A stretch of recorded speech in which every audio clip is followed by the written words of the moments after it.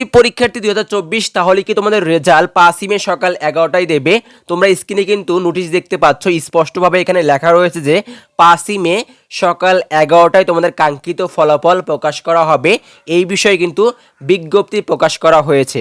তবে এটা কতটুকু সত্য এই বিষয়ে তোমরা জানতে চেয়েছো, আমাদের কিন্তু অনেক SMS দিচ্ছ।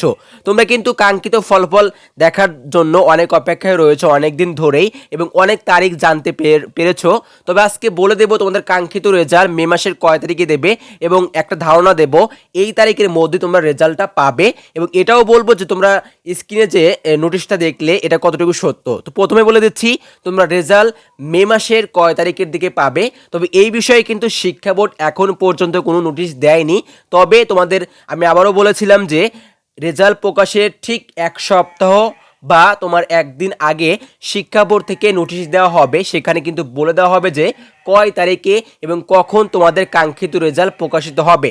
তবে অনেক দিন ধরে একটা নোটিশ তোমরা দেখছো, যে তোমরা স্ক্রিনে যে নোটিশটা এখন দেখতে পাচ্ছ, এই নোটিশ সম্পর্কে জানতে চেয়েছো। এখানে তো বলা হয়েছে 5ই মে রেজাল্ট দেবে। এটা কতটুকু সত্য এবং এই নোটিশটা কতটুকু সত্য তোমাদের আবারও বলে দিচ্ছি, এই নোটিশটা কিন্তু অসত্য, অর্থাৎ এটা সত্য নোটিশ নয়।